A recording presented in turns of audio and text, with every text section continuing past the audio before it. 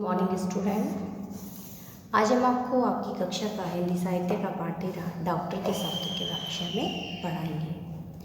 इस पाठ के लेखक हैं R.K. नारायण। इसमें लेखक ने मन के हारे हार, मन के जीते जीत, विश्वास एक बहुत बड़ी दवा है, एक डॉक्टर के विश्वास से कई कुछ शब्द मरीज को कैसे बचा सकते हैं, यही इस कहानी में बताया गया है। डॉक्टर रमन के पास मरीज बीमारी के आखिरी दिनों में ही आते थे। वे अक्सर चिल्लाते, तुम एक दिन पहले क्यों नहीं आ सकते थे। इसका कारण भी साफ था, डॉक्टर की बड़ी फीस, और इससे भी ज़्यादा महत्वपूर्ण बात यह है कि यह नहीं मानना चाहता था कि आखिरी समय आ गया है और डॉक्टर रमन के पास जाना चाहिए। आखिरी समय और डॉक्टर रमन जैसे एक दूसरे से मिलजुल के गए थे। इस कारण वे उनसे आखिरी समय और डॉक्टर जैसे एक दूसरे से मिलजुल गए हैं, इस कारण से उनसे डरने भी लगे थे। इसी तरह जब यह महापुरुष मरीज के सामने प्रकट होते, तब इस पार या उस पार निर्णय तुरंत करना होता था। इतने अच्छे डॉक्टर थे कि जैसे यमराज का और इनका एक नाता सा हो। आखिरी समय मतलब जब व्यक्ति को ये लगता है कि अब मैं जीवित न रहूँगा, वह डॉक्टर के पास जाते थे और डॉक्टर रमन जो है बता देते थे कि आप कितने टाइम तक जीवित रहेंगे। अब कोई हिला हवाली या चालबाजी काम नहीं आती थी। बहुत समय से डॉक्टरी करने के कारण उनमें एक तुच्छ स्पष्टवादिता भी आ गई थी। इस कारण उनकी राय की कद्र भी की जाती थी।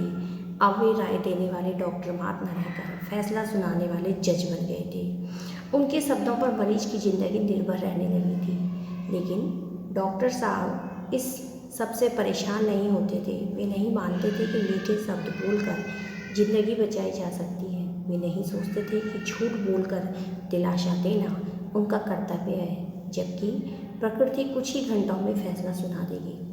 वो अपने आप पर उनको पूर्ण विश्वास हो गया था कि बहुत साल हो चुके थे उनको डॉक्टरी करते करते। लेकिन जब भी उन्हें उम्मीद की कोई जरा सी भी किरण नजर आती, तो वे कमर कसकर मैदान में उतर पड़ते। यदि उनको लगता था कि मैं इस व्यक्ति को बचा सकता हूँ, तो वह पूर्ण जो है कर्तव्य समझकर उसमें अपना जी तोड़ मेहनत करते थे। चाहे जितने घंटे या दिन भी लग जाएं, वे सब कुछ भूलकर मरीज को यमराज के पंजे से छुड़ा लाने के प्रयत्न में लग जाते।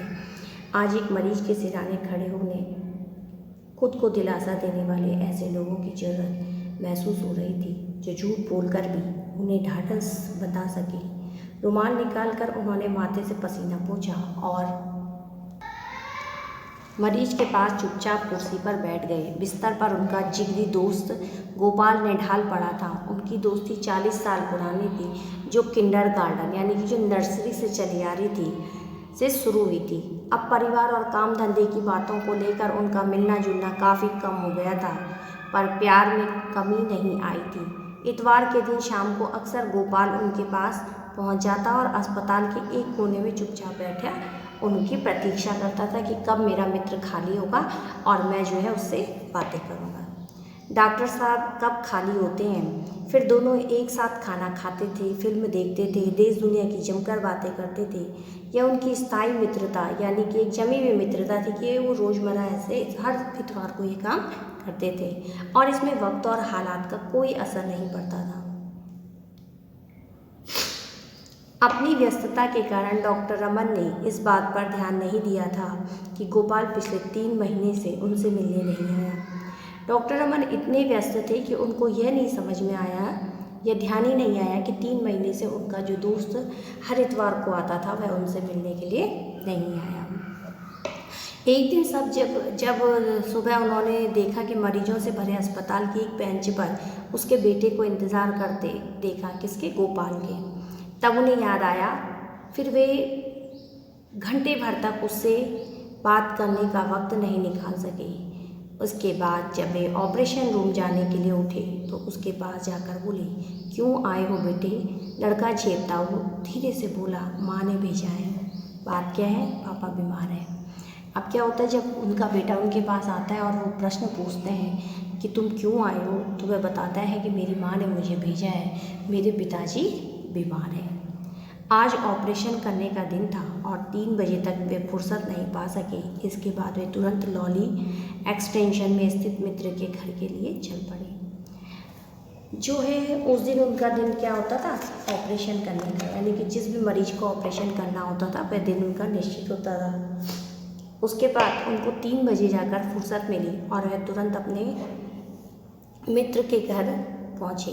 गोपाल बिस्तर पर पड़ा सो रहा था। डॉक्टर साहब उसके सिरहाने जा खड़े हुए और पत्नी से पूछा, यह कब से बीमार है? 1.5 महीना हो गया डॉक्टर साहब। किसका इलाज चल रहा है? एक पड़ोसी के डॉक्टर का। हर तीसरे दिन आते हैं और दवा देते हैं। अब उनका मित्र स्वयं रमन डॉक्टर और उनका इलाज चल रहा था पड़ोस के एक किसी डॉक्टर से। नाम क्या है उनका? यह नाम उन्होंने कभी नहीं सुना था। बोले, इसे मैं नहीं जानता, लेकिन मुझे तो कुछ बताना था। तुमने खुद क्यों खबर नहीं की? हमने सोचा आप व्यस्त होंगे और व्यर्थ में आपको परेशान करना होगा। पत्नी ने बड़ी दयनीयता से कहा।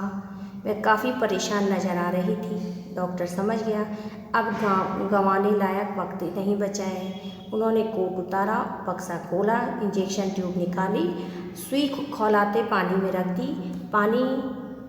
पत्नी उन्हें यह सब करते देखकर और भी परेशान होने लगी और सवाल पूछने लगी।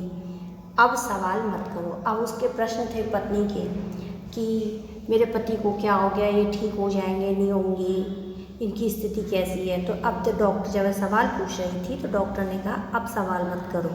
डॉक्टर ने जोर से कहा। उसने बच्चों पर नज़र डाली जो खौलते पानी में सुई को उछलते देख रहे थे। वे बोले, बड़े लड़के को यहीं रहने दो, बाकी सबको किसी और कमरे में भेज दो। अब डॉक्टर जब देखते हैं कि उनके सारे बच्चे ये देख रहे हैं कि सुई उबल रही है और वो इंजेक्शन मेरे पिता को लगने के लिए तैयार हो रहा है, तो वह कहते हैं कि जाओ इन बच्चों को लेकर तुम यहाँ से जाओ, केवल अपने बड़े बच्चे को यहाँ पर रहने दो। धन्यवाद।